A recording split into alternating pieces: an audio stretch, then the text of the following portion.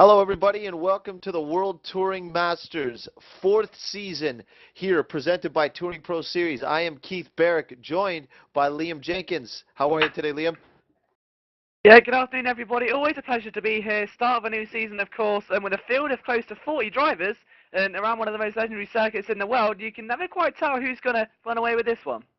Well, yeah, exactly. I mean, the guy topping the charts as of right now is Toby Davis. But a couple quick things about the 4th season here in the World Touring Masters, one of the longer running series in Touring Pro Series. We will be running today here, starting the first race being at Spa. But big announcement is that Sim Racing Hardware, you can check them out at simracinghardware.com. They have stepped up to provide a prize for this championship. Big thanks to Brian Clancy, who is also taking part in this championship as well with us too. So thanks to them. You can check them out at simracinghardware.com. But back to what we're here for, that is the racing. I'm on board as it is right now with Toby Davis, who is on top of the leaderboard. I mean, this seems to be a commonplace, is it not, Liam? Oh, absolutely. So I think it's head in the right place, and it's so important as well because if you can establish that early pace, especially in the early practice sessions, and it can really set you in that key motivation zone going in towards qualifying. Because with Spa, as we've seen so many times in the past across all different types of racing, qualifying can be one of the most key things in the run into the La Source hairpin. And if Toby can get this right, and if his pace is as realistic in the race as it is in practice and qualifying, then we may see him scamper away with this one. Quite possibly we could. He's got Florian Strauss just behind him, but not just. It's actually a gap of 7/10 here as they're winding down the remainder of the practice session here, where the format will be they will be going into an open qualification today. 15 minutes. Find your open space on this track. There's plenty of it. It's 2 minutes 31 seconds. One of the most famous circuits on the planet, probably in the universe. But we've also got William Levesque now in 3rd place, followed by Eunice Ravio, who's made his return to the Touring Pro Series. Yeah, and the thing is as well, you've got so many legends here from Touring Pro Series in some of the most legendary cars and the legendary circuit. Combine them all together, and you've got yourself a dream league. I mean, we've got the likes of, you said, Toby Davis, William Levesque, Raval making a turn. You've got Jesper Tolberg, one of the most prestigious drivers in Touring Pro Series. And if he can win this championship, he'll be the first person in TPS, if I'm corrected, then to actually defend the Touring Pro Series title. And that'll be quite some feat because, as I said, no one of the man's done that just yet. Currently sits in 7th, so he's not too far away, but still 2.5 seconds away from Toby Davis's pace. So still, while it seems like he's in 7th, still quite a long ladder to climb if he wants to be on the top step of the podium. Definitely, and he opted to take a car that has generally not performed super well in World Touring Masters in seasons past. He decided to opt to run the Toyota Supra, which is actually a straight 6 naturally aspirated car, power plant, sorry.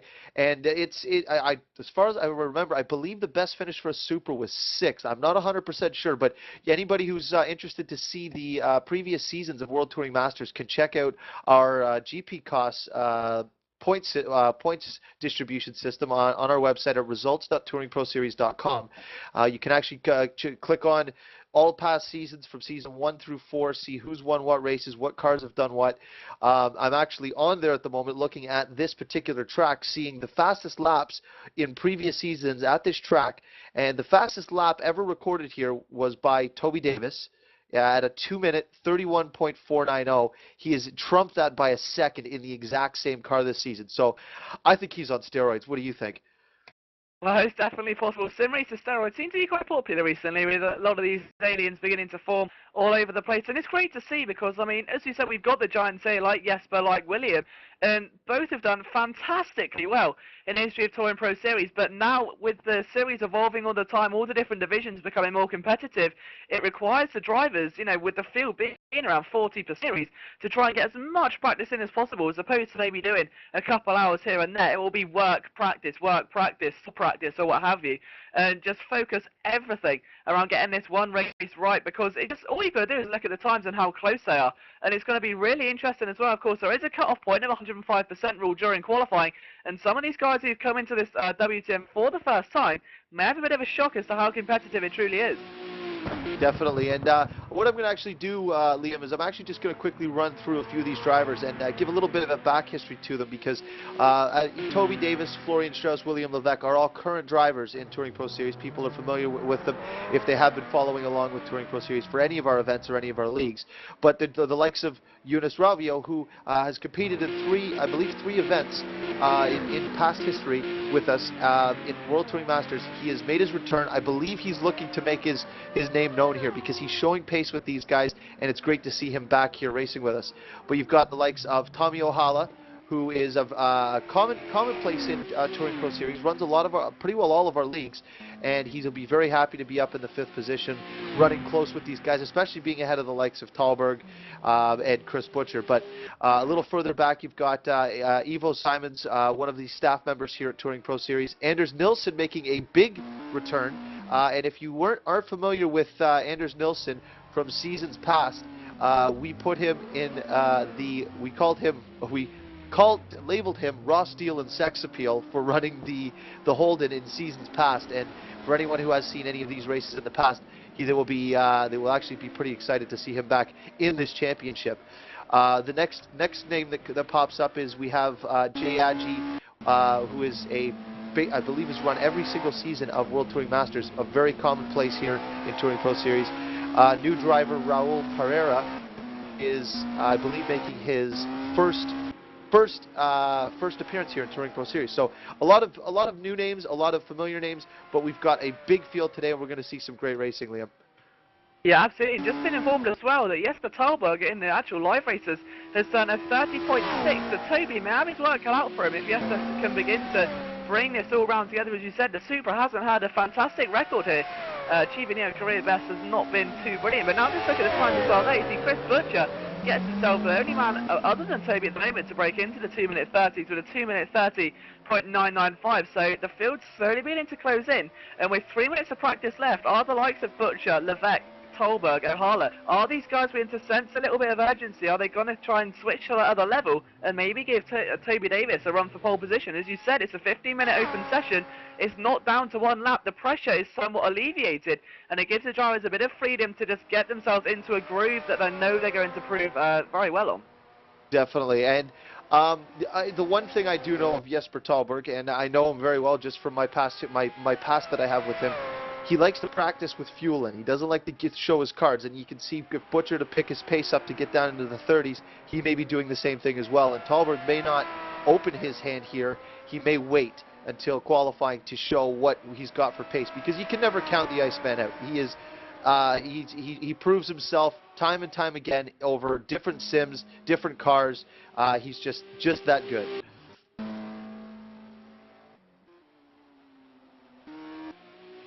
Following along here with our V8 champion Florian Strauss from season 2 of the virtual V8 Supercars. He is going to be very pleased to be competitive here in the World Touring Masters because he's been recently running for fun in the Clio series, and front-wheel drive doesn't seem to be his biggest passion. He's very good in the rear-wheel drive cars. He's opted to take the BMW 635 here this season, which was the same car he ran last season, as he decides to go a little off-roading, almost take some of the tires out here. Florian Strauss will be looking to score himself some good results this season and possibly take another Touring Pro Series championship. He's definitely one of the hopefuls this season here, and he's in some good company with the likes of Davis, Butcher, Levesque, Ravio, Tommy Ohala, Talberg, Ivo Simons, Bruno Sousa-Ferreira, who will be very pleased to be up there a little further up in the grid. Now, I'm actually just going to go a little bit further back through and show you some of the other drivers that we have this season. Thomas Matazewski, I was informed that's the pronunciation. Luis Fernandez, Ethan Bass, who is actually going to be very happy to be back. This is the first time he's competed in the Touring Pro Series in quite some time after not being able to compete with us when we were at our former community. Jonathan Motterham competing this season as well. Jeff Dobbing, Mate Orban in the Volvo. That was the car that actually won Season 2 of World Touring Masters, driven by the man Peter Duivelaar in Season 2, taking that championship. Very hard fought. Was the first season that the World Touring Masters was live broadcasted as well. 21st, Mike Bell. You've got David Yunt back there as well. Scott Sovic, who's been showing some very big promise in the Clio Euro Series, Virtual Clio Series. We'll be looking to hopefully improve.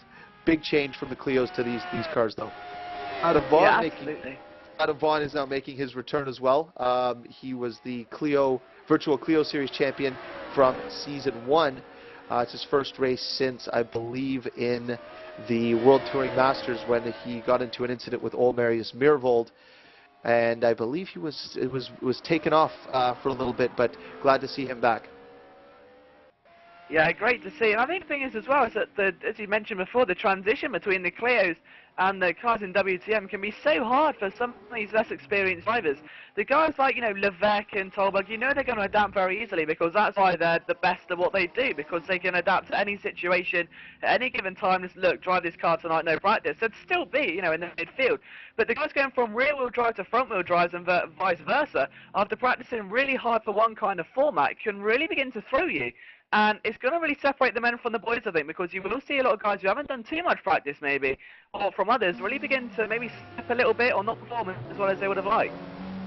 Definitely, and this is going to be a true test. It's a first race. These cars are a handful to drive. They're, as you said, these cars, especially around Spa, going up through Eau Rouge, it can become very, very hairy as you see these cars now all fighting to get out on track as you look up the menacing Eau Rouge in these seemingly ancient vehicles here when you compare them to the vehicles of new.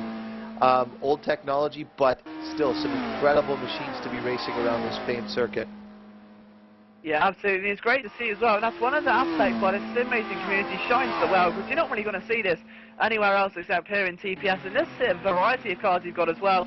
And it's really going to add some excitement in that midfield as to who can drive the faster cars or who maybe can bring the slower cars a bit further forward, like Jesper Tolberg was doing earlier on.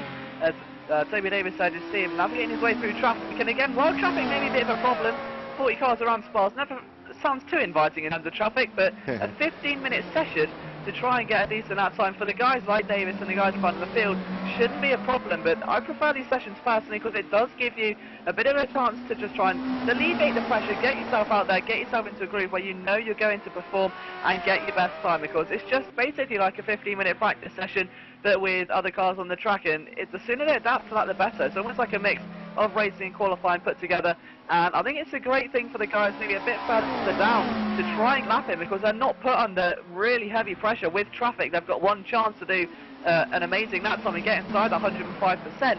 They can just try and get into a groove and slowly improve and wait for the track and the car to come to them. Oh, for sure. And the speaking of the 105%, roughly, approximately the time that's going to be the cutoff is about 2 minutes 38 seconds. 2:38.5 is what was kind of predicted, and that was by Toby Davis, who had set the fastest lap. As we watch him traipse around the track here, and the other thing is 15 minutes though, with the fact that this track is 2 minutes 30 seconds long. So to do one hot lap, an out lap, a hot lap, and be done at the line, you're talking 5 minutes complete to do a full lap. So essentially, if you're going out with a light fuel load for one hot lap, it will be 5 minutes per lap to get your lap in. So ideally, these guys are going to go out with two racing laps worth of fuel, so they could go out, do their out lap, hot lap twice, and get in to possibly do one more lap for their final run. Yeah, and it's going to be quite crucial as well, because while there is some sort of space where if they do mess up a lap, just you saw there's a guy experience in the background, quite convenient, he goes Chris Butcher, but it does give them a bit of leeway. There's still that sense of urgency there. They need to get that banker lap in, because if, for instance, all the cars decide to flourish out on the field with 5 minutes to go, then you're going to find it quite hard to get that track space needed, and Spa often throws up some quite surprising qualifying results just due to its tight and twisty nature. Oh, for sure, and I think it's going to be par for the course, because Toby's been pretty focused. As we are following with Toby being the quickest guy to see what the benchmark will be. We just saw our man Chris Butcher lose control coming through the final corner there, as Tolberg goes purple on Davis's sector. So this is where we see Tolberg bring out open his hand, and holds his cards close to his chest at all times, so you never really know how fast the man is. But there's a lot of guys in there, and again, this is qualifying is one thing, but we still have an 18-lap race around this circuit to determine who is going to leave here with glory and who is going to leave here with their tail between their legs. Yeah, absolutely, and I think as well, I mean, we've still got one more session after this, so we'll give the drivers a chance to calm down before the race, which can be quite crucial. But I think we may even see a couple of surprises a bit further down the field, as we said, with the 105% rule. It doesn't seem like it's that hard to get into, you know. You say to someone in the public, oh, you just need to get in within this time limit. And it sounds great. They can do as much practice as they want and consistently hit that marker. But as soon as you get into a qualifying session with some of these, you know, big elite sim racing guys who are the best at what they do, then you're going to start running into a couple of problems maybe, or feeling a bit intimidated, and it can cause a couple of mistakes. And once you make one, there is a little bit of a tendency to make more if you're not too sure how to manage your racing frame of mind. So we may see a couple of surprise dropouts today, but hopefully not too many. For sure, and there's never any nerves in racing, Liam. Come on, no one ever gets nervous. Well, I know for myself, especially when you have a one-lap Super Pole qualifying, which this is not, that is definitely when those nerves really decide to bubble up, and they can just bite you and pretty well ruin an entire season of racing in one race, one bad qualifying. And Toby Davis crosses the line at a 2:30.944. So I'm going to go back to Thalberg, who is actually purple. He crosses the line at a 2:30.580, taking the provisional pole. So Thalberg now laying down the law here. But see again, just what we were talking about before. Thalberg was only fueled up enough to do one hot lap, not two. So that means he has 5 minutes to complete another lap now. So, and the same thing with Toby as he came in, but Ohala actually has enough to do 2 flying laps, so he's looking to improve his time, which is 4th at this point in time, and Raul Pereira slots into 5th provisionally, Anders Nilsson into 6th, as the rest of the field is going to be coming across the line here. Steve Davis making his return to the Touring Pro Series. We welcome him back, sitting provisionally in 8th position. Yeah, and I think just look how close top 4 are as well. There's not much separating them at all. I'm sorry, Strauss just 900ths of a second away from getting in there. As you see David Yud bump up. Chris Butcher just in a purple first sector. The man in 17th at the moment, of course, still yet to set a lap. Seems to be flying at the moment. We saw him out of a bit of an off track earlier, but it seems to have proven us wrong what we said. If you make an incident, it will sit in your mind, because right now Butcher looking extremely feisty.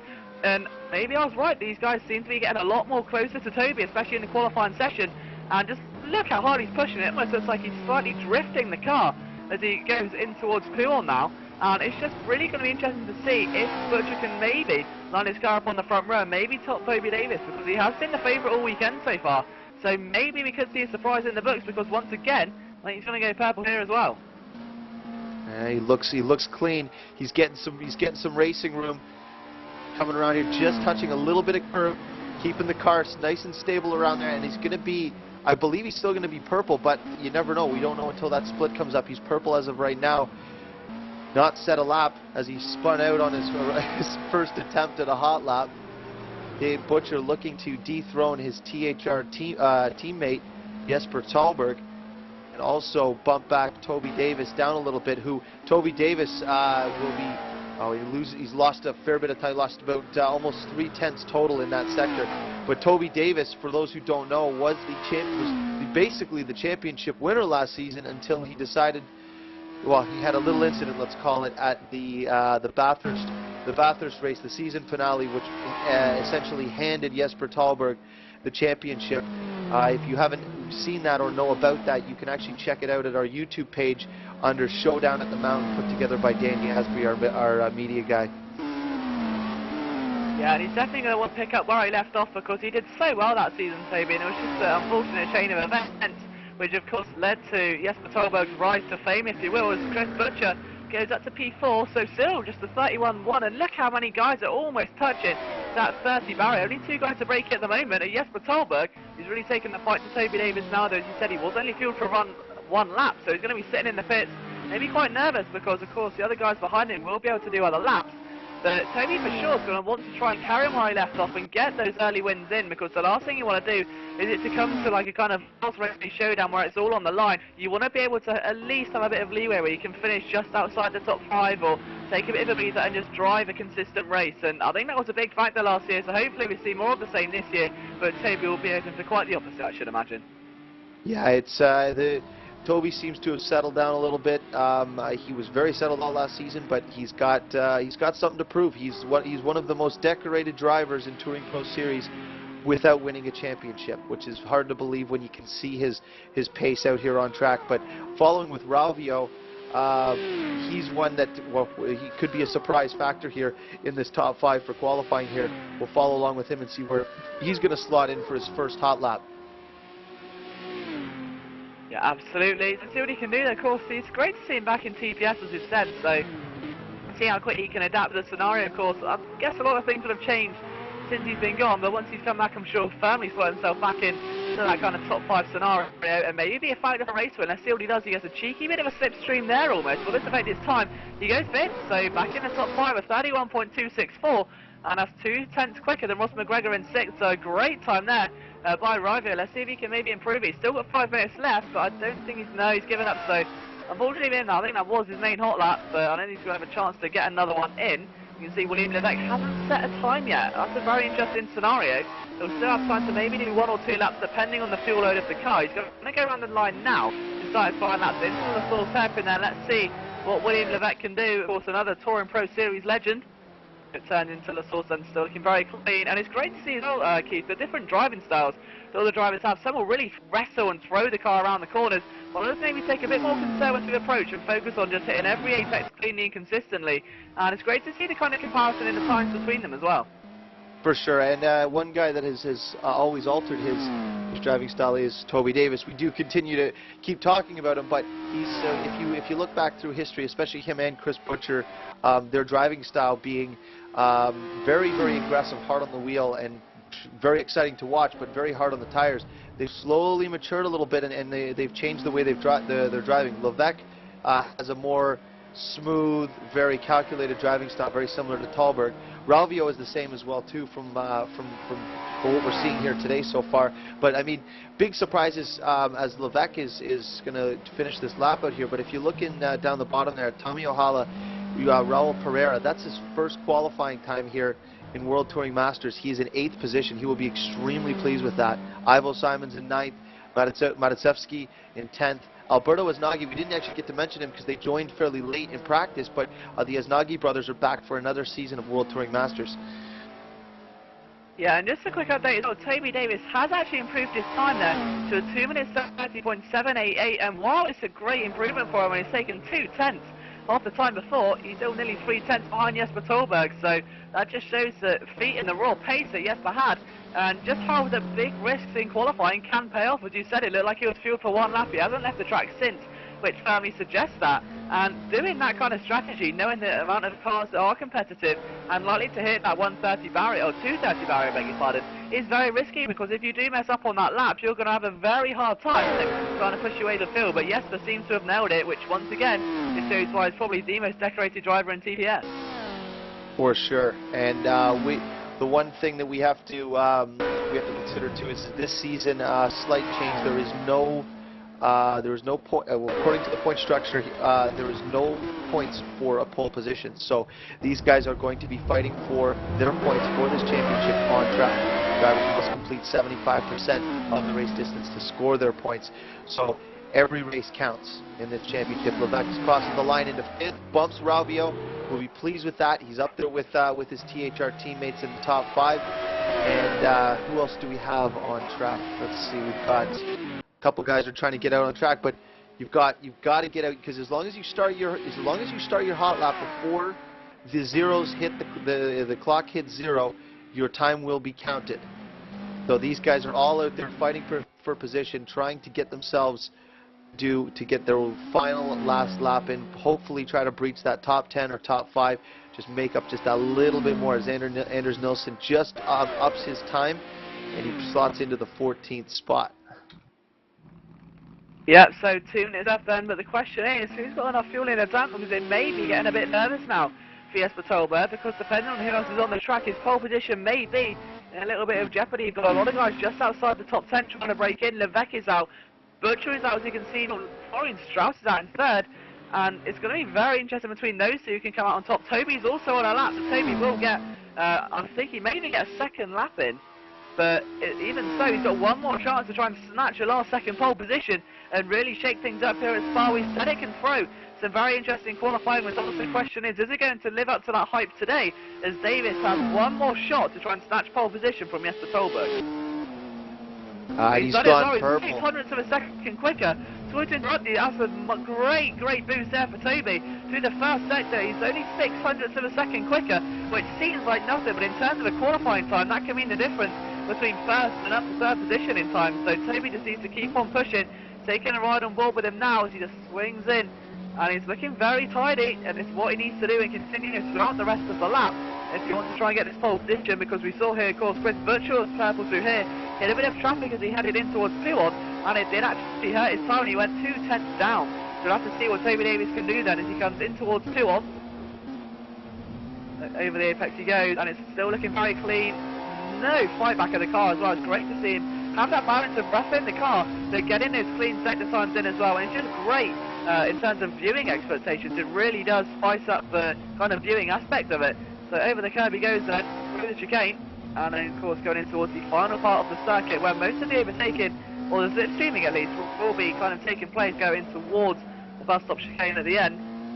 The question is, how far is he away from a decent lap time? He's 2 tenths down, and that's what happened to Chris Butcher as well. So right now Jesper's going to be watching this eagerly, because he may, just may, have this pole position, but is Toby going to find 2 tenths of a second in the final segment? So Mighty Ask, he won't get another lap in, as the clock has 3 seconds left, so the clock's going to hit 0 now. So that's it then, session over. This is Toby's last chance to try and get a lap. That goes on the grass slightly there, shouldn't hinder him too much.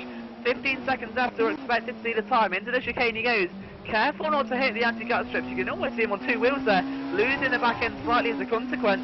And now coming onto the main straight. Is this going to be good enough for pole position, or is it just not enough? And he... he tied it! No. He tied his time!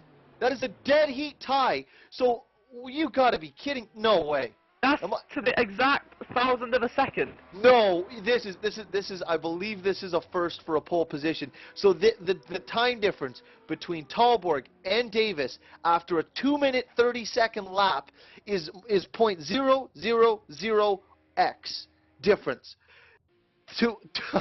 I'm speechless. I am speechless. For them to do it, he was 2.284 off in sector 2. He made up that time and dead heat tied him. How will we? This is phenomenal. This is the way to start a season off. This shows how close these guys are racing. Dead heat tie, Liam. Utterly incredible. And once again, TouringProSeries, we said spark and shake-ups and good qualifying sessions. I think that's going to be one that's going down in the history books. I've never seen anything quite like that before. So the question is, how are we going to sort this one out? Because I believe I'm getting some notes from the stalwart Gary Lennon, who's been around TouringProSeries forever. He says Tolberg set his time first, so he is pole. I believe that it does count to beyond to the 10 thousandths of a second, I believe. So that means that we're seeing, well, yeah, it's less than 1,000th of a second for the difference between first and second place. So well done to Tolberg and to Davis. We can't really say one did better than the other, because they literally both did the exact same time. Unbelievable. So the other thing that we do have to deal with is we do have the 105% rule, which means that anybody who was over 105% of time, the 5% more time than the 2-minute 30.580 that Tolberg set, they will not be able to race. So I believe I think we're going to see a 36-car grid starting, if the math was correct, I believe. But we will see very shortly coming up. So qualifying is now over. The few guys are just finishing their laps, I believe. Liam, I mean, we just saw a dead heat tie. I'm still honestly speechless from that one. I've never seen anything, as I said, quite like that before. These are, as you said, two of the most illustrated drivers in TPS. Jesper has won just about everything there is to win. Toby, as you said, the most illustrated driver without a championship to his name. So you've got two of the biggest names in sim racing doing the exact same qualifying time in two completely different cars. As we said before, the Supra in previous seasons hasn't been all that competitive as opposed to what the Ford Sierra's achieved. Now, you put all these factors together, this is going to make for one of the most exciting starts I think I'm ever going to witness. Definitely, these guys are very, very close. Obviously, they're showing that Toyota Supra and the Sierra are evenly matched. But if you do some looking, Liam, the difference between the Supra and the Sierra, these two guys drove dead-on perfect laps pretty well. Let's call it that. Jesper and Toby seem to be fairly equal on the first sector. Sector 2. Talberg seems to be taking a little bit out of it. Davis is making it up in the last sector. So we're going to see some great racing between these guys. But you've also got the menace, Florian Strauss, following in behind these guys in the BMW 635 with Butcher in another Sierra. So two Sierras in the top 4. Actually, sorry, 3 Sierras in the top 5 if you count Levesque as well, too.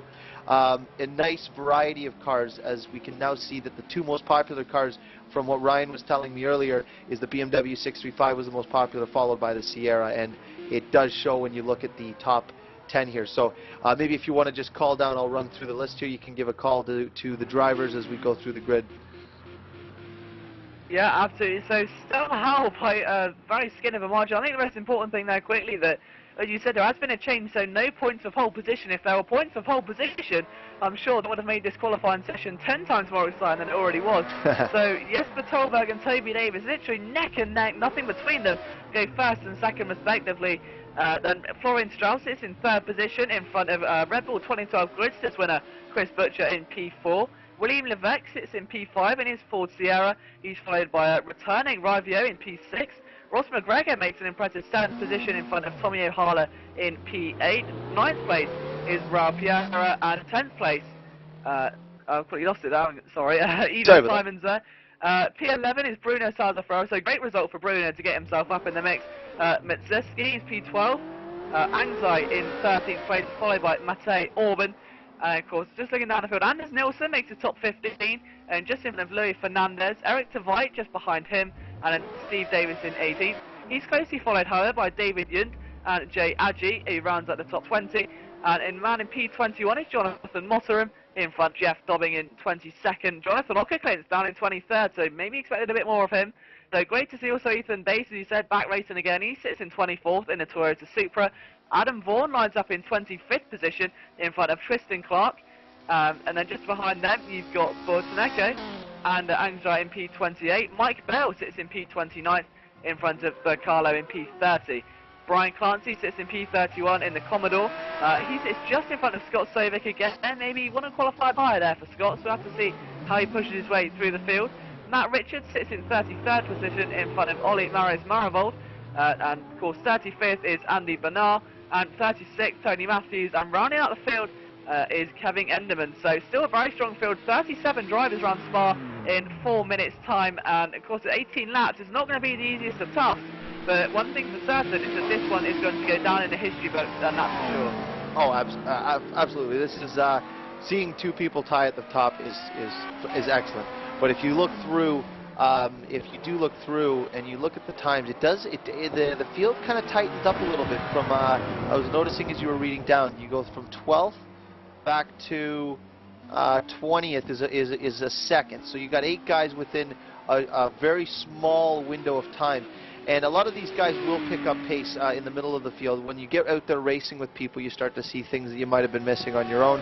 And basically good racing ensues.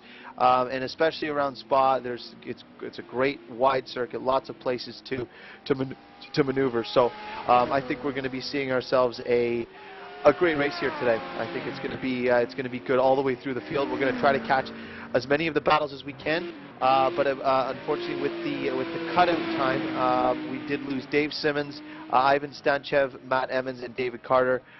We were best of luck in the next event. We'll see you then for sure. But we've got 37 cars here taking to Spa for round 1 of the World Touring Masters World Touring Masters Season 4, presented by TouringProSeries. Any predictions, Liam? Well, I was going to make one originally, but after just going through that qualifying order, I don't really think it's possible because we've just seen anything that can happen, probably just about will, go in Touring Pro Series, but it's got to look at the moment in terms of a podium, where the two major contenders for a win are going to be Jesper Talberg and, of course, Toby Davis, who are still neck and neck. I can't believe that still. But off the line, that run into the source is going to be the most crucial.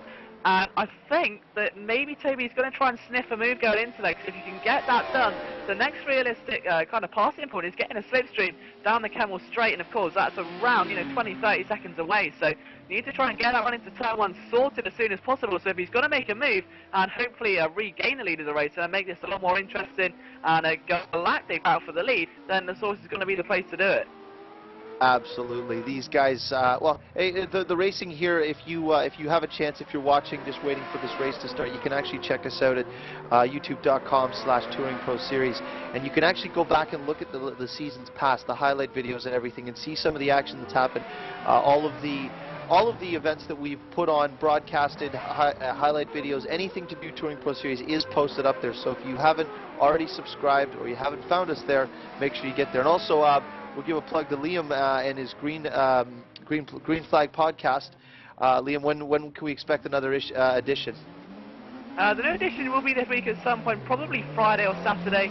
Still trying to wait on Codemasters to come back with the F1 2012 giveaway. So if you haven't already entered that one, there's a load up for grabs, including F1 2012 merchandise, so all signed and stuff, maybe a copy of the game and some iRacing credits as well. So just head over to youtube.com/LiamJenkinsSimRacing and just leave a comment saying what you enjoy most about the game, and you'll be automatically entered. So yeah, best of luck. Definitely, and Liam Jenkins is basically lives and breathes the sim racing stuff. He's works all over, and we're happy to have you here with me for the World Touring Masters this season. I think we're going to have a great season. We're going to have some great racing.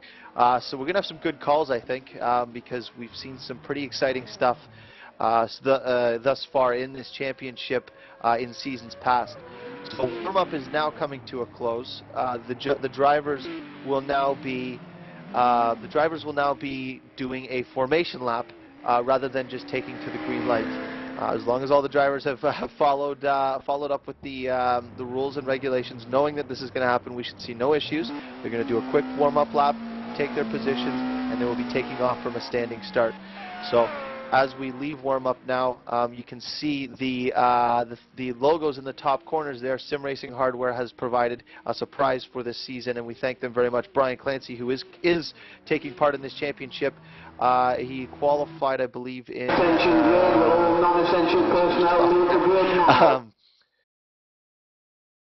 one second here. We seem to have... So, as we head to the race, we are now going to be hopping on board with one of the drivers here. We are with one of the this Nissan Skyline that Gregory DeGrief had driven last season. We unfortunately don't have Gregory DeGrief with us. We do wish we will see him in the future, but things change in people's lives, and sim racing does take a back burner. But we're going to be seeing the cars take off for a simple formation lap to give all the drivers a moment to kind of warm their tires up, get back in line, and then we will then, from that point, we will then take off on our standing start. As you can see, they're going to field around. It'll take a minute or so for them to get all the way around the field. So we should, well, maybe, do you have anything else to mention, Liam? I know you've got what's the address for our Green Flag podcast? www.youtube.com/LiamJenkinsSimRacing, or you can download it from actually iTunes, just type in Green Flag Podcast, or go on greenflagpodcast.podomatic.com, and you can download them all and listen to them and stream them there. So plenty of stuff there, loads of content for you, and hopefully a new one coming up this week at some point.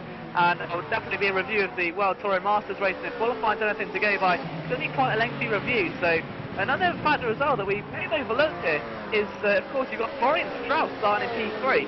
Now, if Toby and Jesper do some sort of tragedy into the source hairpin, Florian Strauss has got the pace to be up front, otherwise he wouldn't be sat in third position. He's a very feisty competitor, a very multi-talented driver. We've seen him race in many divisions across the TPS board. So it'll be very, very interesting to keep an eye on him. I reckon he could be a very dominant factor in the race for a podium.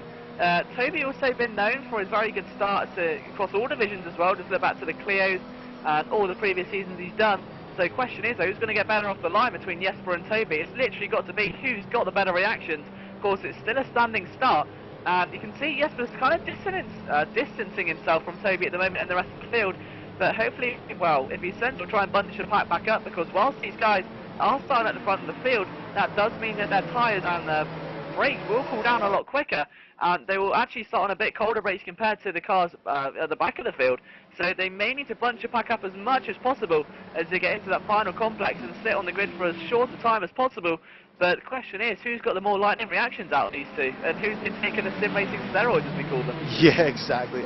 Well, Jesper Tolberg last season was plagued with his starts. He was in the Holden last season. Now he was the champion. We are actually following. It's a great way for the defending champion to start the season, is to take the pole position over the guys. So actually last season, this is how they finished: 1-2. Jesper Tolberg and Toby Davis, your champion and your runner-up, sitting 1-2 here for the first race of the new season. But Tolberg in a different car, Davis still in the same car. Now that might be a little bit of a stigma, because Bathurst is still on the schedule, and the incident, as I call it, with Davis and the S's, it's still fresh. It's still an open wound, and you know, maybe that car just has a stigma around it, and we won't know until we get to that Bathurst event. But Tolberg needs to get off the line here. Last season, as I said, struggling to get himself off the line pretty well every race, and in the Showdown at the Mountain video Danny Asbury put together, you can see him pretty well every start of every event falling back, but that was indicative of that particular car. The Holden is not the best off the line because of the raw power and just simply the physics of that particular car. So another quick fact that Ryan did actually point out to me was that there was last night there was roughly 35,000 kilometers worth of laps, 35,000 kilometers of practice that had been done by the drivers for this event. We figured by the end of today it would have been about 40,000. That means you could travel literally around the world in a straight line. That's how many laps of practice have been put in for this event from the World Touring Masters drivers here, as we're now lining up. As you can see, the field just keeps going on and on and on for days. We have 37 cars taking to the start of this event, and if you look, they actually go all the way around the corner. As the back of the field is getting lined up there, we're going to be seeing the lights go out very shortly here. We're going to follow the front of the grid. Tolberg is looking to get a good start. Green flag is out. They're taking off away down into the hairpin.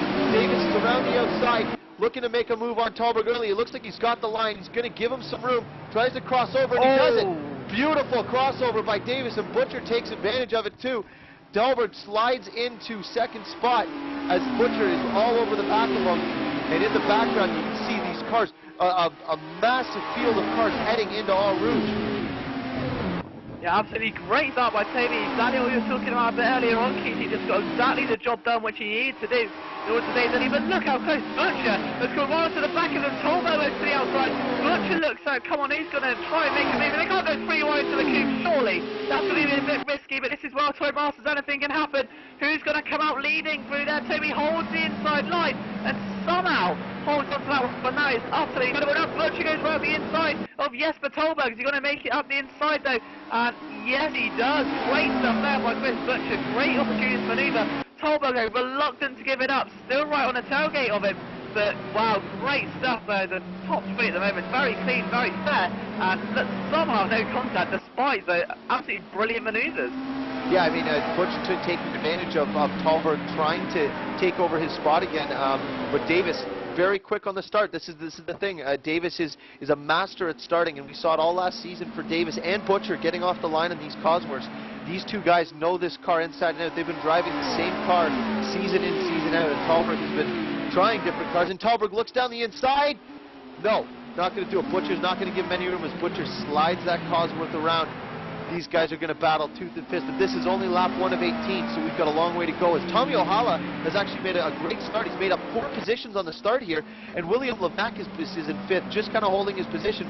But we've got Butcher up 2, Ohala up 4, Tolberg down 2, As we see who else made some hard chargers so far. Matizevski has gone up 3. Tveit has made up 6 positions so far, running in the 11th spot. Well done to him.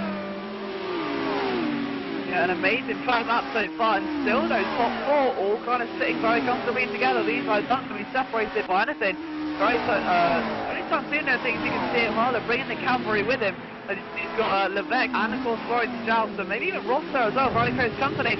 Levesque maybe going to look for me for into the chicane. He'd be really very brave there to try and make that one stick, as he'll bounce through. All you've got to do to make a mistake there is hit the anti-cut strip, and it can really damage the underneath of your car. So onto the first end of the first lap then, and it's Toby Davis who leads the race after what was a very heated first lap, to say the least, in front of Chris Butcher and Jesper Tolberg. Tommy O'Hala 4th, Levesque in 5th, Strauss in 6th position, and Russ McGregor, who we're riding with at the moment, is in P7. You can see there, I think that maybe O'Hala trying to defend there from William Levesque a bit further forward. But nonetheless, it's been a very exciting first lap as the field kind of spaced out now into separate groups where they're going to duel away. You take a look at Eric Tveit, one of the biggest movers there. He's up to P9. So after starting 17th on the grid, Eric Tveit has made an absolutely enormous place start there, and 8th position gain already. So Tveit really is fine at the moment as they will come into Lacombe. The question is, who's going to try and risk it through there, because it's so hard to make a move with cars. The question is, who's going to try and risk it? Who's this down the inside? Ivo Simons down the inside. Book it. Takes Matizevski for 10th position. I believe he's actually lost a spot, or Ivo's made up a couple of spots. He's actually back to where he originally started. So Matizevski had made up 2 spots ahead of him, and Tveit going through on Simons. A couple of guys I believe have gone a fair ways down. Like you've got Mike Bell making up 10 spots up to 19th. Matt Richardson 23rd up, and who are some of the bigger losers? Luis Fernandez is down double digits. Raul Pereira, he's not going to be pleased with that. He's down 16 spots. That is not the way you want to start off in Touring Pro Series. No, absolutely not, and it's so hard to try and regain that as well. As you can see some more side-by-side action there. Tveit just keeps on moving as he goes halfway in the back, he's down to 9th. Oh, Tveit up to 8th! Try and look up here, and he's got, oh, that's so tight, just giving him no spaces for it. Strauss just barely touching sides there, almost trading pace, and somehow Tveit has gained 10th position in 2 laps. Do you think he forgot to put fuel in his car? Well, with possibility, but right now, 10 positions in 2 laps. This man is flying, to say the least. Next up on his hit list is the returning Revive. Question is he going to be able to stick a move on him sooner rather than later, because that top 5 pulling away from you. You've got Ross McGregor up in 5th now. O'Hala 4th, still Davis leads out front. But let's see what Eric Tveit can do. He's almost got momentum there. He's looking again. He's going to be going by Ravio very soon. Ravio's all over the place. Tveit at high speed, in a high-speed wobble there in that Rover. Coming up through the bus stop as he's trying to get a run on Ravio into the chicane here. Turn 1, can he make a move? Get into the slipstream, outbrake him. He just looks like he is hot to trot right now. He will be looking for a top 5 if he can get up on the back of McGregor from a way back. Talk about a Hail Mary. Yeah, and that was almost a bit of contact there as well. I don't think that was intended by Reviver. I think he just maybe got a bit sideways and a little cheeky tap there to the back of Eric Tveit and say, look, if you want this position, you're going to have to fight for it. I don't think Eric's going to turn down a challenge anytime soon, as it's so exciting to watch these cars fly over a rouge and get a little bit of air, and now straight into the slipstream as they'll come down the Kemmel straight. Is Tveit going to get enough momentum to make the manoeuvre though? Look at that, covering the inside line. It's a very simple thing to do there, but Tveit's going to try and run him all the way down into the corner. I don't think he's just going to get enough momentum this time though, so someone doing a very good job right now. Tveit may have actually hit a bit of a block now in his temporary push to the top. Yeah, he is, well, Yunus Ravio has already shown he has the pace. Just was able to get the split time back up and running here, as Davis is out in front with a 32.416, as Tveit looking down the inside of Ravio, and he's not having any of it. Tveit is trying, he's pushing, but you got to remember, this is 18 laps. This is a long race around this Spa circuit. He may burn up his tires, as Ravio is feeling the heat. As he's down the inside, no, you cannot go there. You cannot do it. Is he going to do it? Down the inside. What? Oh, he's side by side. Them. And he has booked the flight.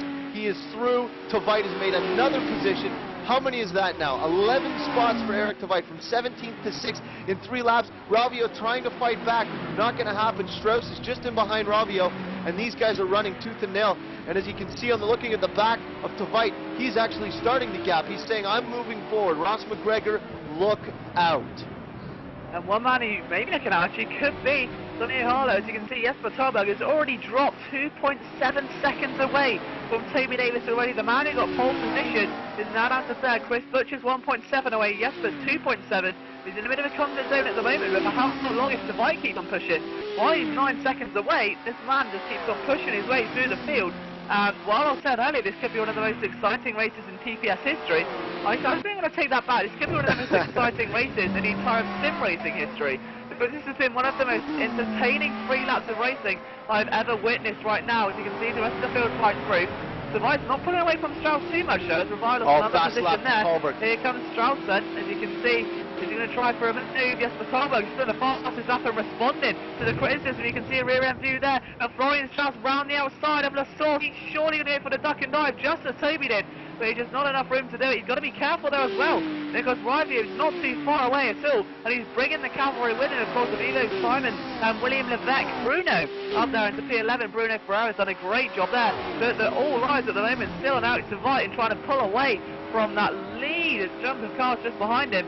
But how long can he hold on right now? Because Strauss is not giving him an easy job out at all. No, Strauss is not going to. Strauss and Tveit have been battling actually a fair bit here in this race. Early on, Strauss, I missed what happened, but Strauss got a little bit into a little incident, which is what set him back to get into the clutches of this group here of Strauss, Ravio, Tveit, McGregor as well too. And McGregor's actually gapping slightly. He pulled off 2/10 ahead of Tveit, so he's looking to gap himself. And actually, if we move to McGregor, he's working on closing in on Tommy Ohala, who's actually in 4th, which is a great run for him. But ahead, you've got Talberg closing in on Butcher, who just set the fast lap. Talberg is a very calculated racer. He knows how to keep the car underneath him. He may just be waiting it out.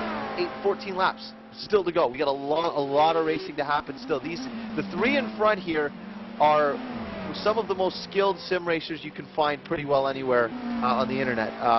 These guys know their craft, they know these cars, and they know how to race with each other. These are all teammates too, so they know each other pretty well. And Butcher, now you've got Talberg all over the back of Butcher.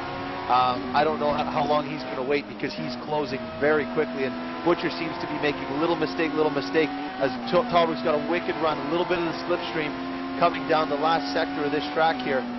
And he's right on the bumper, reading the Labatt. The car that's sponsored by Labatt that says, don't drink and drive, folks. Well, right now, I think Jesper may be on energy drinks at the moment, because he is on fire all of a sudden, trying to retake second position. And he's going to look for a move, and almost, that's very sneaky there, as they go into the chicane. Talberg's going to have to think very carefully about this now, because Butch, I think, he's just given a very clear indication he's not going to hand over that second position without a Goliath battle. So as we come down the final straight on, so that's 5 of 18 here at Spa, and still Toby Davis leads, 2.6 away from Butcher and 2.9 away from Talberg. Well, there's a big slide there by Chris Butcher. That's a major slide. You can see how hard he's pushing, just by how sideways he went into the source hairpin, but somehow did not lose that much time to Jesper Talberg. So into Erugen, you can just about see Toby Davis in the distance there, but he's slowly pulling away from them, so he may have a cheeky smile on his face. But you can see as they all through Rouge now, and it's still Tveit in front of Strauss, but by not much at all. And they're trying to pull away from William Levesque, who's got past everyone else. But now they got very close there. As you can see, the rest of the field fly through, literally bounce over the top of Rouge. And it's a really great sight to see. As Ivo Simon comes under a bit of pressure from Bruno Ferrero, so he's done a good job in 11. Is the top 10 on the cars. He looks to the inside of Lacombe. It's a drag race then. And he is gone. Let's see how he's doing before the corners even there. Not even a drag race. That Alpha just gets eaten alive on these long straights here. Especially up against the BMW. It is part and parcel though, because now Ivo has the advantage through the infield as he has the better handling, the lighter car. As he looks down the inside, nope, not quite. Got a nice draft there. Bruno Ferreira got a wicked run down that straight, but he was clear and passed and pulled in the line before the corner even happened. So it just shows the polar opposites in these types of cars. Yeah, absolutely, and it really paid dividends during a race as well. You take a look at David Yun having a bit of an off-track moment. That's not going to cost him a lot, but it may do in terms of position if he gets overtaken, because there's a long line of customers waiting to try and make their order for a top 10 position. You can see Anders Nilsson being one of them in that bright blue and yellow car, currently 16th. That's a lot lower than we've seen Anders, so we're interested to see if he can push his way perhaps past Matej Orban. Right behind him as well, you've got Marius Marova. We've seen him in the past, very, very upcoming young driver. I think he's done a good job across all divisions, put himself in plenty of action and see what he can do. So you almost have some free wide action now and close the door. You've got to be careful though. If you keep yielding to this pressure and make a mistake, you're not just going to lose one position. You could lose up to potentially 5 or 6. Yeah, this train is this is a menacing train to have. Like, if you look, this is what he sees in his mirror. Now he's got Asnagi with a wicked run there, coming up on him to make a move. He's not going to wait. He's going by. He's trying to make the move now. But oh, and the Volvo, using a little bit of the grass. That's Matej Orban trying to make a move there in the former car of Peter Duivelar, the Season 2 champion car. But it's very menacing to see as you look back and see this many cars just waiting to take advantage of one little mistake. And you can see these guys are just looking. But actually, back at the front, I did just catch on my screen, Davis Tallberg has made the pass for second position and is pulling away. Let's see if we can actually see that on a replay. He did it around the oh no, he was already clear. We're not going to get to see it, unfortunately. Sorry, folks. But Tallberg now pulling ahead, and as they come around through into the final corner here, into turn 1. Butcher's looking to take the spot back. No, not going to happen. Tallberg is going to retain second position and set his sights on Toby Davis, who is now 3.9 seconds ahead. A very tall order to catch, but if anyone could do it, it would be Tallberg. And if you look a little further back, these guys are battling. Now you've got Tveit still, not still, now under attack from William Levesque. We're on a replay. Okay. All right, so that would explain it. Tveit is not under attack from Levesque. Tveit is actually closing in on McGregor now. He's got McGregor in his sights for the top 5 spot. Yes, that's what we need to do as well. He's going to start racking those times up, because while we've still got plenty of laps to go, we're only on lap 6 of 18, those laps will soon start ticking away, and the drivers, that's not very many laps at all, and I want to try and get these positions made as soon as possible, because right now Toby Davis, we've said, a 3.9 second lead over Jesper Tallberg. Of course, he made a very impressive pass on Butcher, but the question is, can Davis hold on? Because while he must be smiling in that cockpit right now, having nearly a 4-second lead, he's got to be quite wary, because that's down to 2.9 seconds. Wow, so he took a whole second out of him in just a sector. That is indicative of what we could see. This could go down as the best race in history, as we've got. This is the train we were following earlier before we missed the pass with Butcher and Tallberg. These guys, how many cars we got here? This is a let's see, 1, 2, 3, 4, 5, 6, 7 car train, all bumper to tail. You've got, let's see what we've got for vehicles here. We've got a BMW Cosworth. Fastest lap to Tallberg, a 31.8. Come on, he is not going to be waiting. We've got another Holden, Cosworth, and then a Volvo, all in line here. It looks like they're all headed to the grocery store. Yeah, look at that. You've got to be so careful making a move to actually case. Not only you're going side by side with another car, but in that position, when you've got another train of cars in front of you, if they suddenly check up, you can so easily go careering into the car just in front of you and cause a massive wreck. As you can see, some overs going into turn 1. That's Nilsson on the defensive. Can he make it stick? Oh, he's going to push right round the outside. He's off 2. He's trying to push that through though. And you can see, I think you can take a look on board now with Murray. Look at the power of the Holden. Look at the Holden power. This is where the Holdens have their advantage. Coming up through Eau Rouge, the sheer power of these two cars. Nilsson knows this car. He ran this car last season, and so did Mirvold as well. He's in the pink machine, as you can see, the bright pink machine of Pinky, old Marius Pinky Mirvold. Yeah, absolutely. So it's not too long left. We're on lap 7, so almost halfway. And still plenty of action to go though, as you can see there. That's still Mirvold trying to push his way past Nilsson.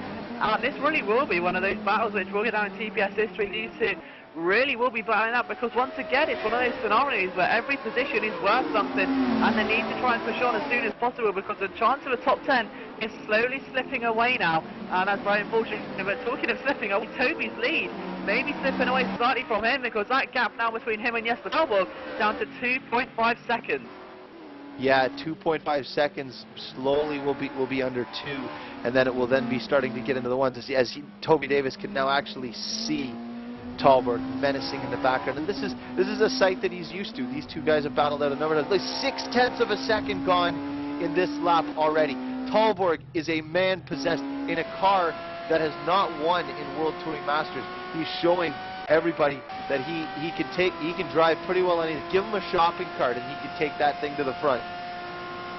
Yeah, and talking about the drivers as well, William Levesque, after having a great qualifying run, potential contender for a top 5, down in 7th. So something's being caught out by other guys around the field.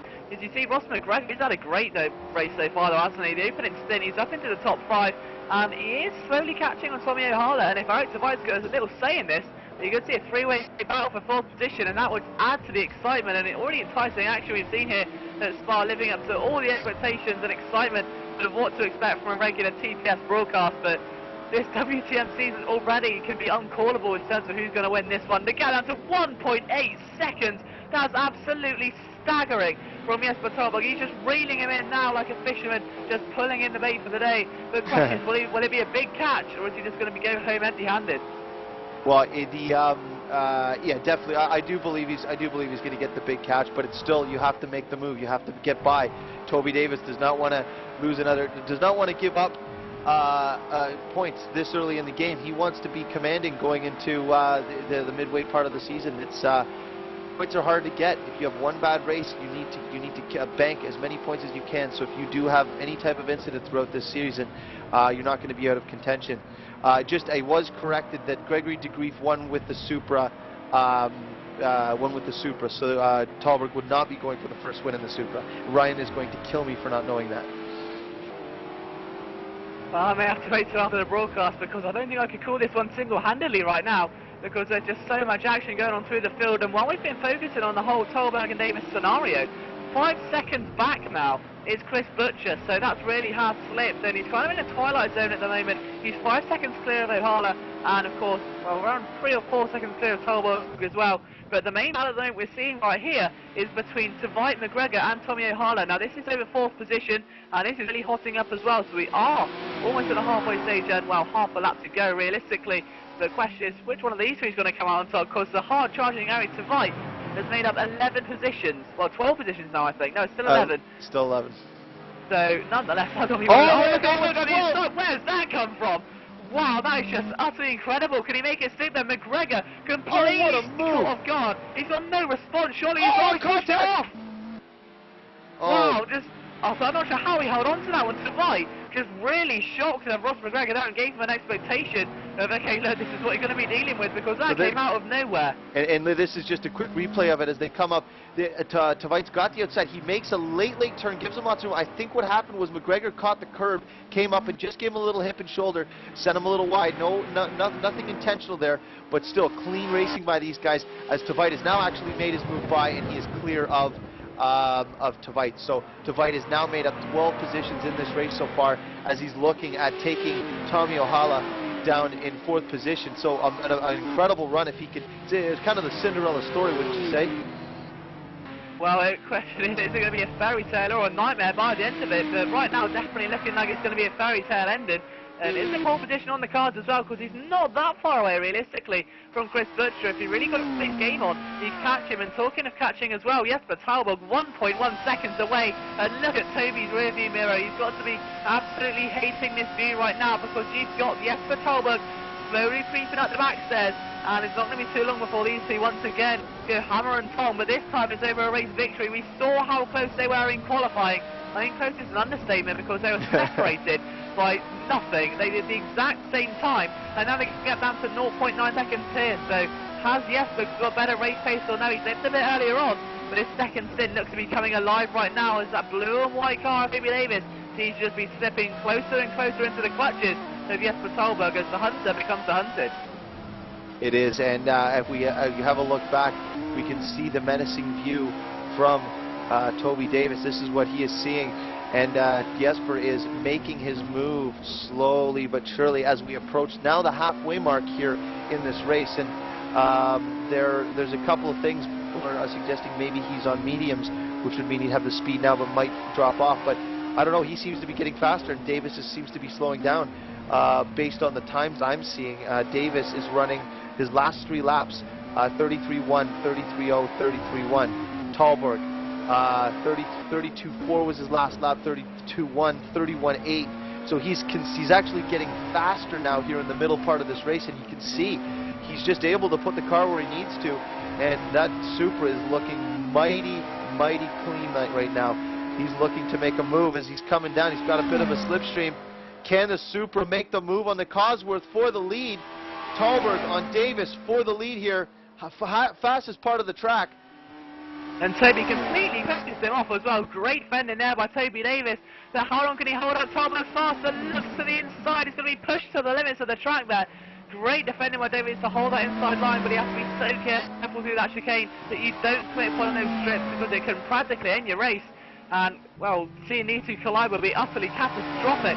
Another lap down there, 8 laps to go here at Spa. And I can't even predict who's going to come out on top right now, because Davis looks like he's not going to surrender this one. Talking of surrendering as well, Tommy O'Hala trying to hold off Eric Tveit once again into the source. Can Tveit get it done at the inside? He's got the inside line, and a great swoop around the outside there by O'Hala. Is it enough? Tveit went sideways. They're still side by side, I think. And there is the pace of O'Hala's car, and that's the difference of the cars in the field, what we were talking about earlier, Keith, and it's how much of a difference they can make. Yes, definitely, and as we look, Talberg, Davis, down the top straight here, trying to go around the outside. Talberg looking for the lead on the outside. Can he do it? Davis defending hard. Talberg, no, he's not going to have enough room, but he's got the inside, and Davis squeezes him. Just says, hey, look, I can't afford to give you a win here. He said, well, I still have to race Bathurst, and I'm a little afraid of that, so. Yeah, and these two, once again, two of the giants of TPS. This seems to be one of those kind of, if you watch wrestling, a WrestleMania moment, something that's been built up to for years and years. Two of the greatest racers here in TouringProSeries, possibly in sim racing, going at it for a race victory. This could not get more tense. And 5 seconds away is Chris Butcher, so if these two begin to drop off in terms of pace, 5 seconds and 8 laps is definitely achievable, Chris Butcher, but we'll have to see how that progresses later on. And Tveit is trying. Look, I just caught this on my screen. Tveit went around the outside. He went around the outside of Tommy O'Hala, as McGregor's now trying to take advantage of this. I'm going to be pulling this back because I just think we saw one of the greatest passes. Oh, no, don't tell me we're not going to see a replay. Oh, there we go, okay. We're going to see just the tail end of it. Oh, I cannot wait to see the highlight of that, because he managed to squeeze that using every bit of the racetrack around the outside on Tommy O'Hala, and Tveit is now comfortably into 4th position, making up a total of 13 spots here so far. Phenomenal drive by the young Eric Tveit. I'll tell you what will be interesting as well, to see an onboard edit, if he can produce that, like an onboard highlight reel of his race. You can see right now, talking about highlight reel, this could be a move for one if Talberg can get this done and trying to take a lead for the race. Toby Davis has an off track there though. Can Talberg take it? Swoops around the outside, and a mistake from Davis in one of the most crucial parts of the race circuit has given Talberg the lead of the race, and I don't think he's going to have enough momentum to come back from it. No, he's already pulled a little bit of a gap, and that's what you need, and Talberg's shown his pace. I mean, I can show, again, the lap times from Talberg have steadily been getting a little quicker, but his overall pace is better by 3 or 4 tenths per lap, so unless Toby's got something up his sleeve, I can't see him having an answer for what Talberg's pace right now. I just can't. Yeah, it's going to really take something special there for Toby to try and claw back this victory. And you can see already they're just slowly pulling away as they go down the Camel Straight. And I think Talberg may have got this one signed, sealed and delivered. But talking of signed, sealed, delivered, Tveit up to P4. Has he got a shot at Chris Butcher, or is that just a bit out of reach for the biggest mover of the day is Toby Davis? Nothing's out of reach for him just yet. He's going to try and move around the outside of Lacombe. Is he going to make it stick? No. Great defending there by Talberg. Easy takes textbook stuff. And all you need to do is hold that till the end of the race, because we've only got 7 laps to go here at Spa. Davis, though, not going to relinquish it, despite being a little bit slower, looking to try and get everything out of this car, and a little bit more as he tries to claw back a win. And if he could do so, it could very well be one of the drives of his career. For sure, and Talberg showing that he's got the pace. If Toby can pull it out of his sleeve and pick up that pace, which it's not looking very likely because the gap is actually slowly opening up, that would be a big thing for him to actually find the speed in the car. But there's only so much you can do. He's driving on the limit at all times. But Tveit comfortably now 4th, Tommy O'Hala in 6th with McGregor in 5th, Florian Strauss in 7th, Levesque in 8th, Ivo Simons in 9th, Eunice Rabio in 10th, followed by Anders Nilsson in 11th, with Mirvold in 12th, David Yunt in 13th, Bruno Ferreira in 14th, Matitsevsky in 15th, Steve Davis 16th. We're just going to do a quick rundown so we can see where everyone has slotted in beyond the halfway mark. Matej Orban 17th, Ethan Bass 18th, Dmitry Boccharenko, I'll get that right, Alberto Iznaghi in 20th, Luis Fernandez in 21st, Kevin Enderman 22nd, Ilya Bricalo 23rd, Raul Pereira. He has such a promising start with his qualifying.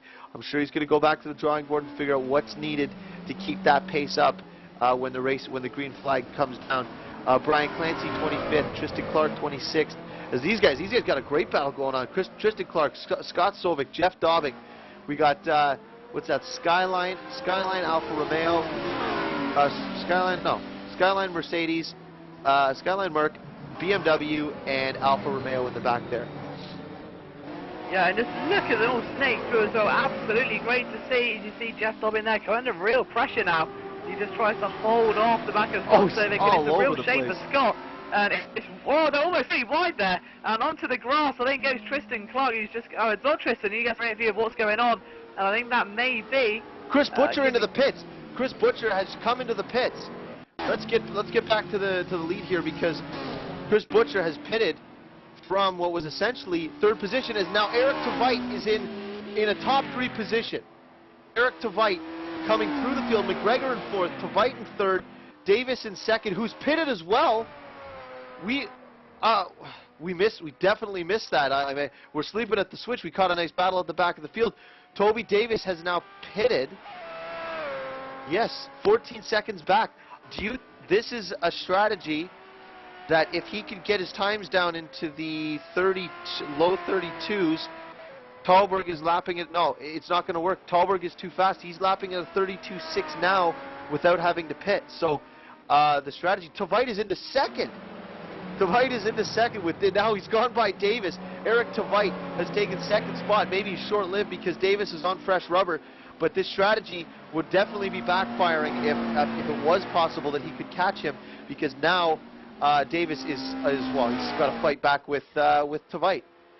I was going to say, talking of backfiring, I mean, yeah, okay, traffic can be one thing, but when it's traffic, like the hard-charging Eric Tveit, who's gained so many positions now, up into P2, he's not going to want to relinquish that. He's driven the drive of a lifetime, which some sim racers can only dream about. And right now, he's just not going to relinquish that position without some sort of Goliath pass made by Toby around the outside, or one that mirrored what he did earlier on. And I think he's got to be careful. Ross McGregor also sat himself down a bit of a weird sandwich, so I think, if anything, that pit stop's going to harm Toby more than it is going to help him. Well, by them battling like this allows Chris to close in on their path. But Tveit is not going to go quietly into the night here. This is the he's in 2nd place at this present time. And I'll quickly have a quick look at what laps Tveit is doing. He was consistently in the mid-32s, mid-33s, then a 32, then a mid-33, as Davis is looking to get a run. Oh, sideways. Tveit running 234s now, so this is holding up. Look at the gap now with between these guys and Talberg, up to 15.9 seconds. Talberg is rubbing his hands together as Davis is probably smashing his hands on his wheel right now, saying, "Let me by. I have fresh rubber." Tveit's but not going to happen. Not going to happen. Yeah, and I think right now he's just trying to get around the outside and get the cutback. Exactly what he did into turn 1 at the start of the race. It's going to be a drag race now. Fresher rubber should secure that, but Eric Tveit just not going to let it go despite the circumstances. And they can't go side by side through a roof, surely. I think, yeah, I was going to say it's a bit too far away. I don't think my heart would have given out for that one, but as it goes down the camel straight now, and I think he's got so much time there, and unless Jesper Talbot makes pit stop, this really has harmed Toby more than it has helped him. Device still trying to fight back, so he's not going down. He gets knocked down, he gets back up again. But he's saying the wise words, and he tries to go round the outside of Lacoon. That's not going to work, surely, unless he tries to get the cut back. Davis goes over the apex nicely, holds the inside line, so he gets a bit of a better run as they begin the descent now through Rivage, but I don't think he's just going to get enough momentum. We've seen Savai pull moves out the back before, which have pretty much shocked us and the audience. So never write him off for a kind of extensive manoeuvre, but we'll have to see what Savai's got left in the bag. With still big slide there. Big slide. Oh, okay. What Tavite needs to do now is realize I'm sitting in a pretty position. Don't fight for this guy who has new rubber. Your position, you are battling with McGregor. That's what he needs to be focused on. This is a top 3 finish. This is a huge, huge result for Tavite if he can pull it off. He doesn't need to chase him. See, look, he's pushing too hard. He's gone wide, and this is going to allow McGregor to get close in on him and possibly make a move now. He needs to keep his eye on the prize. Top 3 finish. He's not going to be pitting. Now he's got Butcher closing, who has fresh rubber, and you know he's going to want to close it out with Talberg, Davis, and him on the top 3 spots of the podium. That's going to be exactly what he wants, and Tavite is not thinking about that right now. I think now he has to, because Davis is checked clearly out as McGregor down the inside. Book it. McGregor takes the spot from Tavite. This is him not thinking of the bigger picture here. Yeah, and I think this may again harm him a bit later on, because while he's doing this, McGregor may actually harm his tyres, but nonetheless, McGregor's done a sterling job today. Oh, sideways! How have they saved it? Oh, no, they've gone and somehow saved it. Wow. Speechless, and look at Butcher. Wow. Butcher's going to try on the outside of both of them. He's gone round McGregor, he's gone round to right into the chicane. Surely he's going to come and they go side by side. Oh my God, I can't speak anymore. No, I need to see. Okay, so Tavite's into the bits. I need to see what happened here, because this is one of the scariest moments I've seen. These two are coming now. This is one of the highest speed parts of the track here at Spa. These two guys get a nice pass there, sideways, they have a little clip, and then they get a little out of shape, sideways, they get a little nudge, up over the anti-cuts, and as they come through, Butcher just barrels on by them. Look at the head of speed, the difference in speed, and then Tavite tries to hold the outside here. He checks up a little bit. I think he realized I'm pitting, and carries on through. What a sequence of events, Liam. Again, Speechless, this possibly could be the greatest sim race we've ever called, because this has just been utterly incredible throughout all the field, and Talberg, with a 16.6 second leader, has come down by 2/10. But you take a look now, there are Simons and O'Hala go down a drag race into the coup once again. It seems to be the primary overtaking point. Simons just doesn't have enough momentum yet, I don't think, as he now looks to the inside and maybe trying to get the cutback. They're very well defended by Tommy O'Hala. William Levesque provisionally move out to fifth, providing he doesn't pit, but obviously, 4 laps to go. It's sort of ponder whether it's worth it or no, because you can see Tavite's pitted in, and he's way down in P6 at the moment. But we say way down, that's still an 11 position gain from earlier on. For sure, and these guys, like Levesque pitted was one of the earliest pitters, Levesque and Butcher, and these guys are reaping the rewards. Well, not reaping the rewards, but Levesque is, he's still in the 5th spot. He was back a little bit, but the tire wear obviously is very high on some of these cars, and it's almost a necessary evil to pit. But no one has an answer for the Iceman up top right now. He is sitting in first by 16.6 seconds. He is not pitted as compared to his counterparts in 2nd, 3rd, and 5th. McGregor, one of the other drivers who has not pitted, just sliding that car around a little bit. He's going to be struggling in the next few laps, but what that means is he may actually fall into the clutches of William Levesque, who has pitted. He's in 5th. He's now only 4.6 seconds back of Ross McGregor.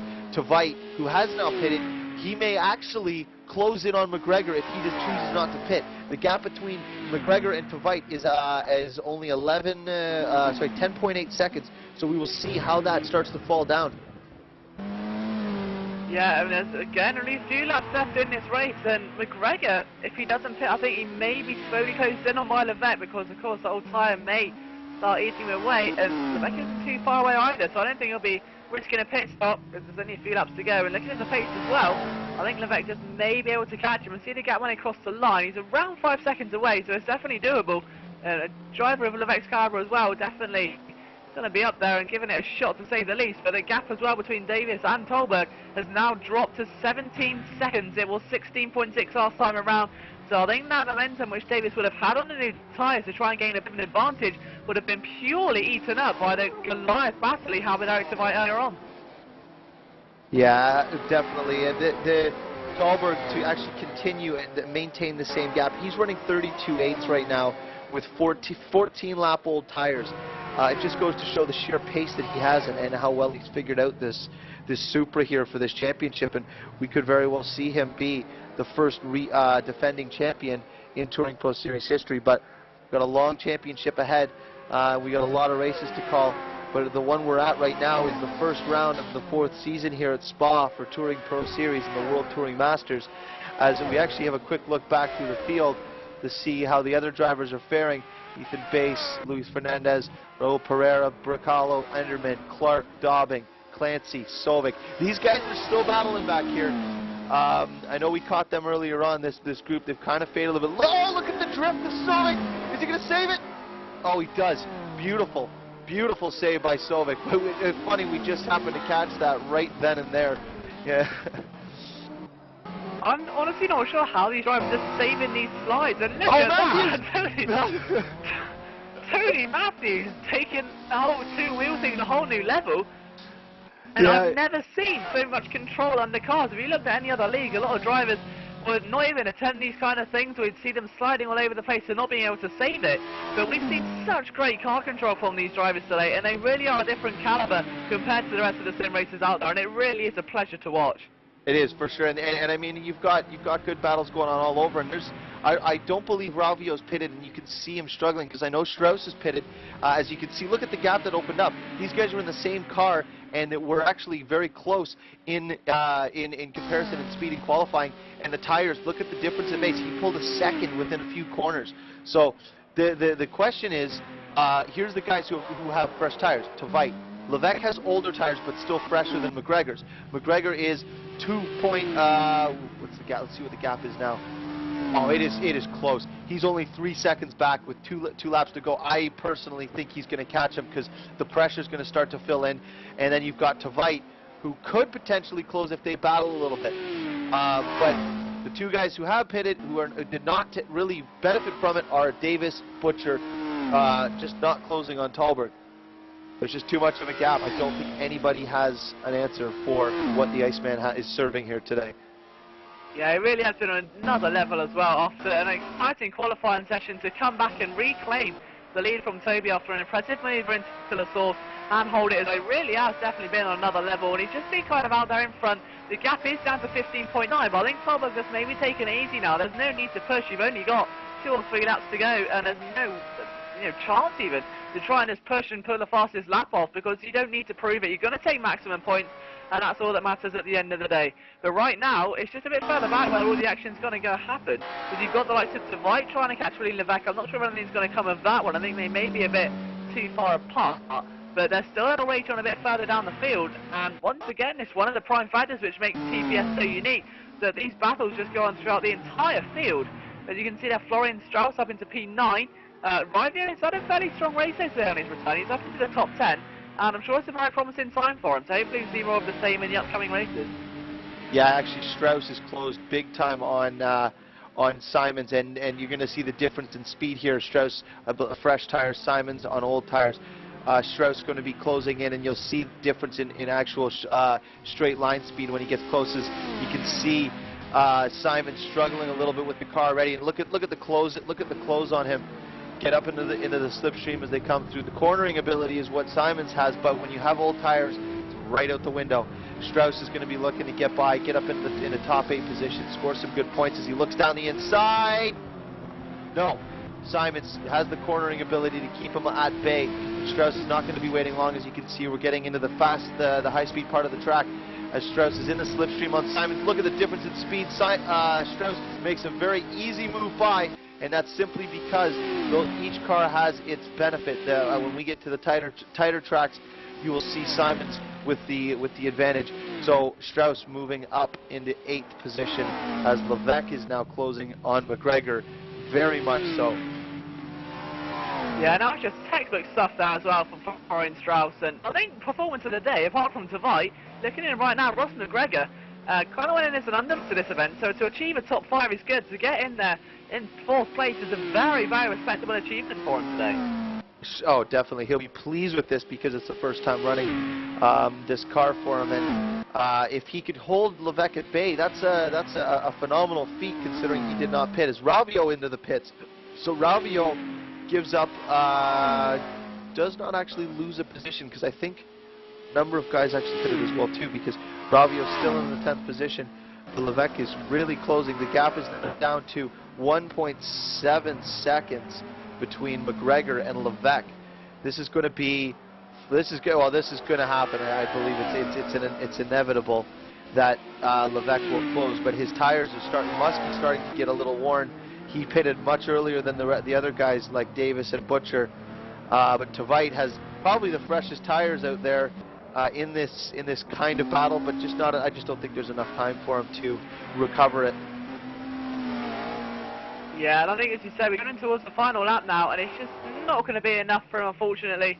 But still a valiant effort up front as well. And you can see that just that battle just behind, you still got Bruno Souza Ferreira and Anders Nilsson could still be potentially dueling away over P11. Look, they're side by side now, and almost goes very squiggly. There goes Bruno Souza Ferreira up the inside, tries it. He's a bit too far away this time. We're going into the final lap. This one's going to come down to the wire. Zenu just trying to hold on for everything. It's so hard. And a big switch there for Anders Nilsson. He's had a great performance to get himself up into P11.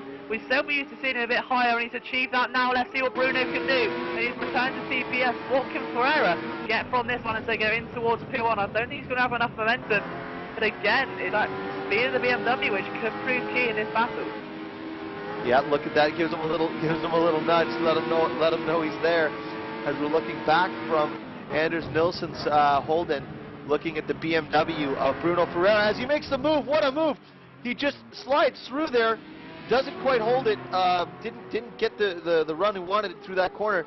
As these guys are still battling, I think Ferreira's got a bit of pace on Nilsson, but making that move by that wide Holden. As he looks down, is he going to do it now? Book it. Ferreira into 11th by Nilsson. Good move. Up ahead, the Levesque. What happened to Levesque? Levesque made a mistake. Tavite is by Levesque. Tavite into 5th position now with starting the final lap. I'm not sure what happened to Levesque, but we have lost him from the top 5. He will be very upset with that. Obviously, let's see if we can see any damage here. I do see a little bit of damage. There. Let's have a look. Does that look like some damage to you? Yep. Could be maybe a little bit of attack with a wall. It looks like it's on the left-hand side of the car as well, so it could have very easily been. Maybe on the exit of the source, of course, there is a very strict white barrier there. If you go over the apex a bit too quickly, you can quite easily just snag your car into it, which has been done over before, but obviously without a replay there's no confirmation, so I have to try and grab a word from William at the end of the race. But Tommy O'Hara as well up in 7th.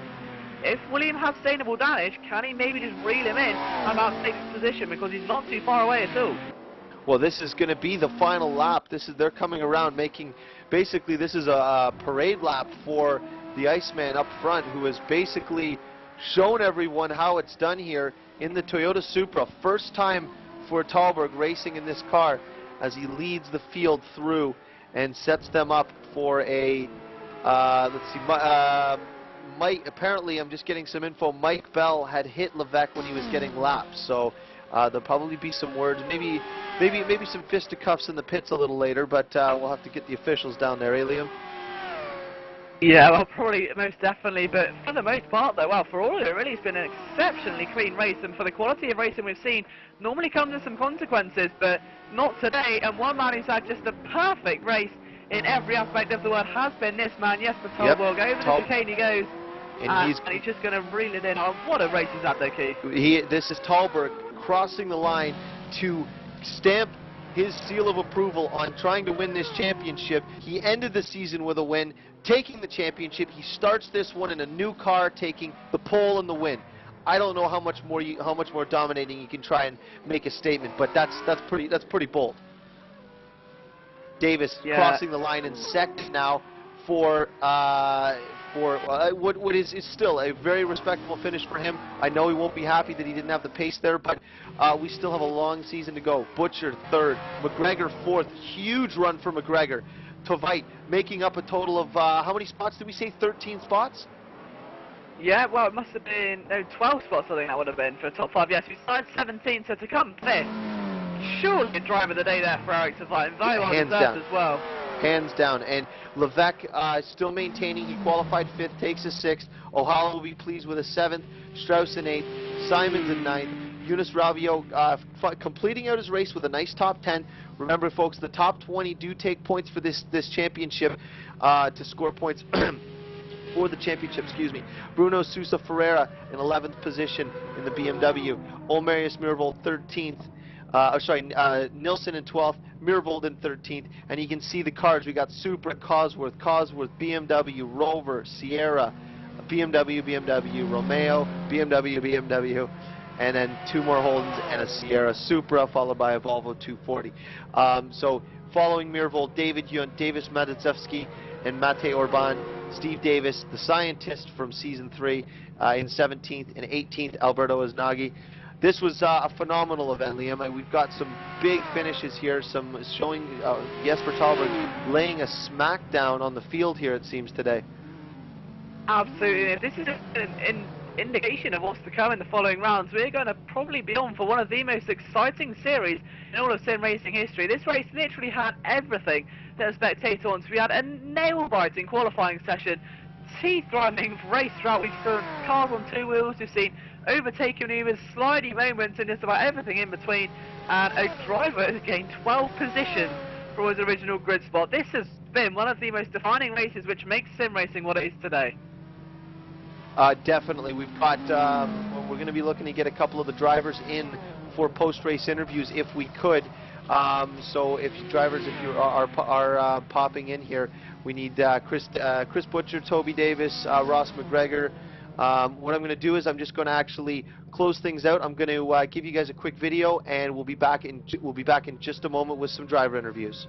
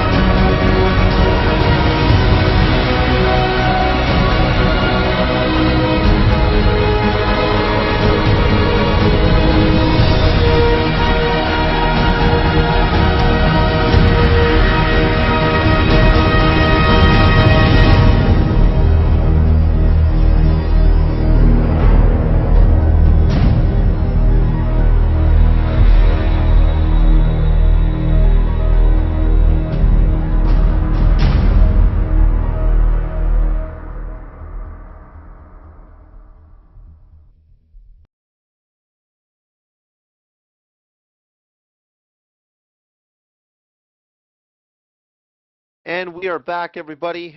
Thanks for tuning in for this event.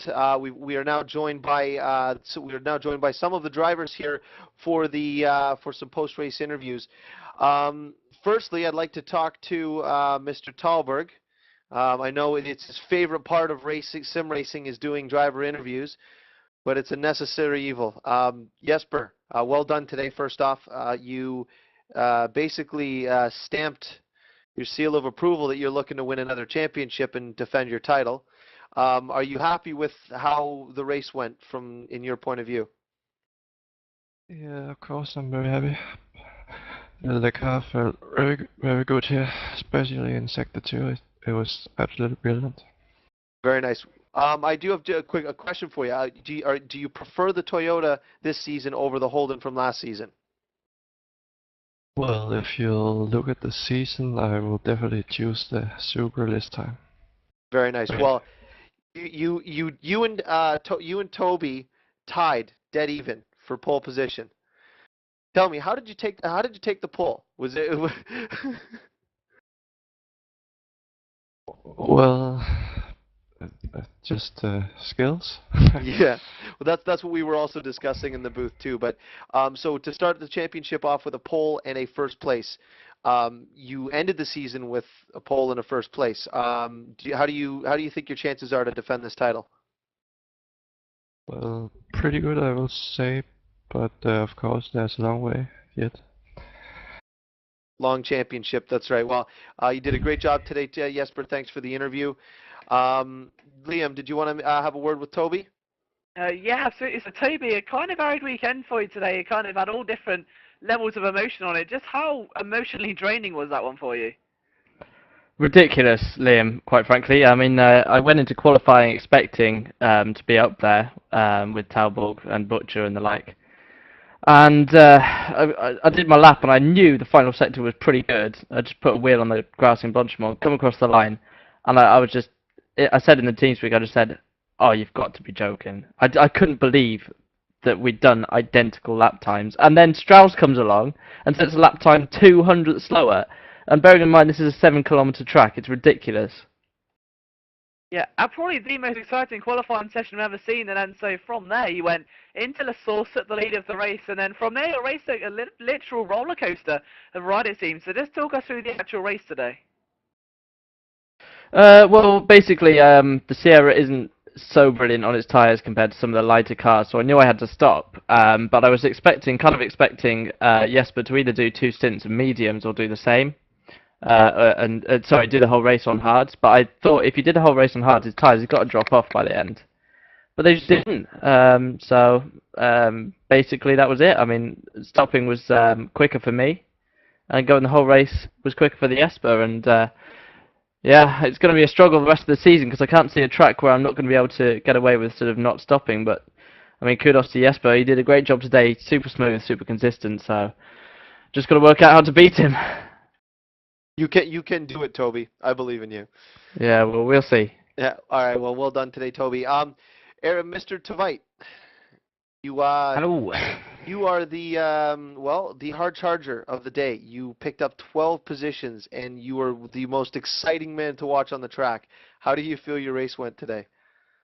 The race went quite well despite the bad lap times I put in quali, so I'm very happy. Well, that's good. I mean, we saw you and Ross McGregor, I believe, on the 14th or 15th lap, had one of the extremely scary moment, and we were actually Liam and I were discussing that you were battling with Toby so hard when it really was almost for naught. Did you really think that you could get ahead of Toby and stay ahead of him even though he had the fresh rubber? I kind of hoped that Ross followed me through and slow him down so I could go to pits and then get Ross to get even slower, but that didn't happen, so... and then you and Ross nearly had a massive wipeout, a massive fail. But all in all, I mean, you had one of the best drives today for sure. So well done on your finish today. Look forward to seeing you race for the rest of the championship. Thanks. And Liam, did you want to have a word with Chris Butcher? Yeah, so Chris, we again, very weekend for you, and towards the end you had a great job overtaking 2 cars in such a short space of time. How was your weekend overall for you today? Better than I expected, to be honest. I've been struggling through pre-race practice for race pace. My qualifying pace was thereabouts. Um, I knew Jesper was going to be quick, but I was still surprised by his pace and amazed that he was able to go without stopping. And I knew I was going to finish behind Toby, so I think I got the best result I could have done, to be honest.